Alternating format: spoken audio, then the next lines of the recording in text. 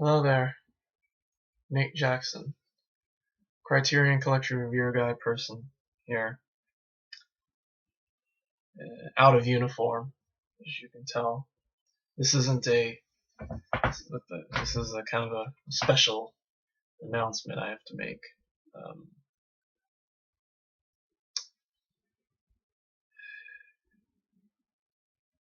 And I wasn't sure whether or not I would upload this on my personal or here, but I figured you guys should be in the know.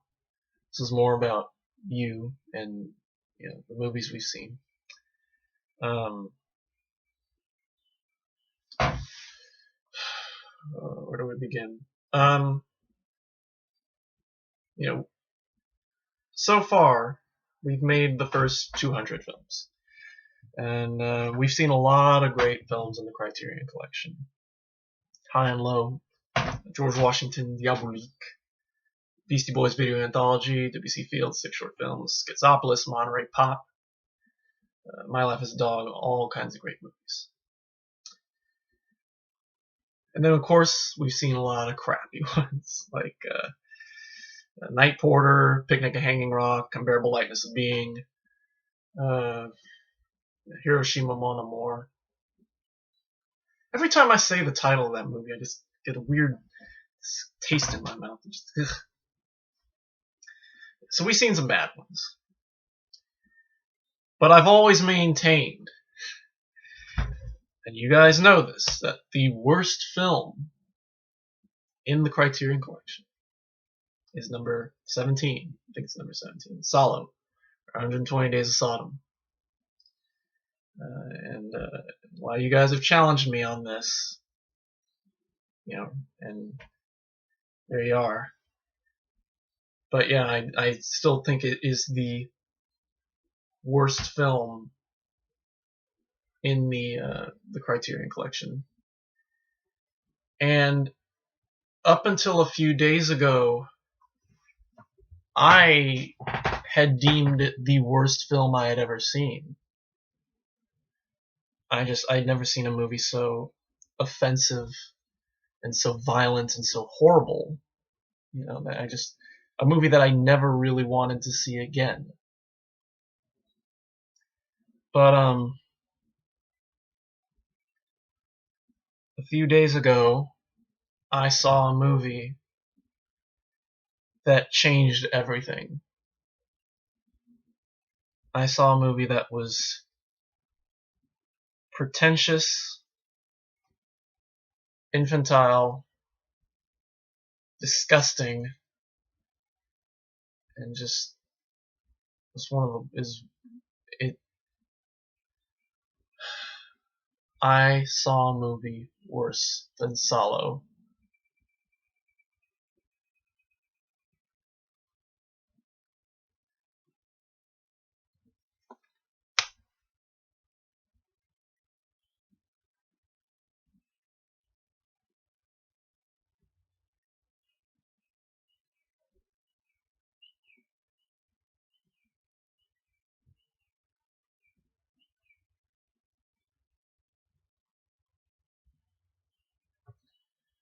You may think I'm kidding,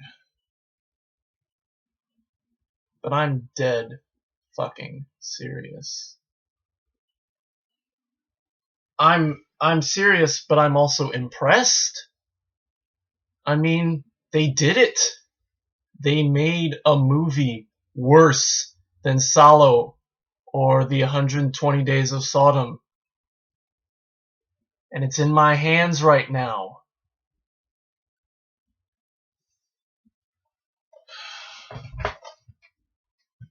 I had to tell you that there are worse movies out there than Salo.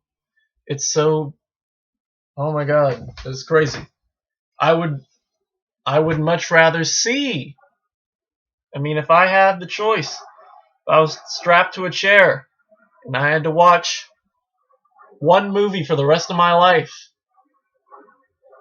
and it was either this or Salo, I would pick Salo. So at least Salo has a smidgen of entertainment in it. There's that guy who tells that one joke that I actually found funny. Yeah.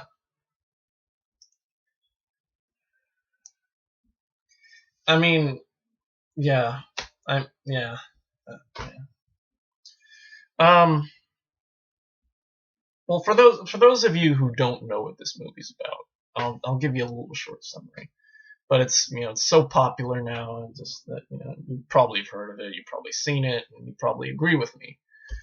But it's about this girl who meets this guy, who interviews this guy for some paper, and he's like this really he's this suave businessman, and they fall in love, but he's got this really kinky side to him. He's into S&M and pleasure and pain and all that, and they have a very sexual relationship, and yeah, that's about it, and she tries to apparently get him to love her and all that, and he's not into love. He's a tortured individual, and yeah, and so basically that's the film. It's basically these two people having sex for 2 hours, almost 2 hours, and kinky, raw, passionate, crazy, weird sex, and yeah, that's about the size of that. And yeah, it's horrible. It's I sat there and watched it and thought, I really wish I were watching something else right now, And I just I just had to I just saw it and I thought, you know what? Let's just see what happens, And it's as bad as people say it is. It's the worst movie ever made. Yes, and once again, it is worse than Solo. Solo is still the worst movie in the Criterion Collection. And once we get back into the season, we won't mention this again until they add it, which they won't. So we're fine. But this would be a great April Fool's Day joke for Criterion, because they did it a couple of years ago. I think one year they said they were going to do Chud, and then another year later they said they were going to do Kindergarten Cop, and it's like, this is kind of funny, So this would be a great movie for them to do a parody or April Fool's Day joke. But yeah, it's horrible. I mean, the acting is wooden, the direction is bleh. It's just, and a lot of the dialogue is taken from the books. So shame to say this, I've read the book, and that's why I wanted to see the movie, because I wanted to see how much they rip, or how legacy if all the key scenes are played out, But yeah, it's the acting. The actors are horrendously miscast. The acting's wooden. The sex scenes go on way too long. And I haven't seen Blue is the Warmest Color yet, but I have reason to believe that sex scene is probably better than the ones in this. So yeah, if we were doing the Criterion reviews, this would be F minus minus minus minus minus. I don't remember what I gave Solo, but yeah. This is worse than Solo. This is worse than Hiroshima Mon Amour. This is worse than Picnic at Hanging Rock. I would rather watch all three of those, any three of those, before I watch this one again.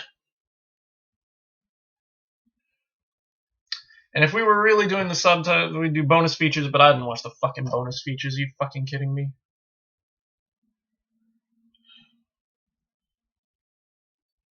Anyway, I just had to tell you that.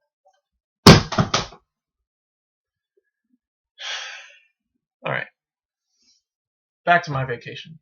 But yeah, that's all I had to tell you guys. Oh my god, it's horrible.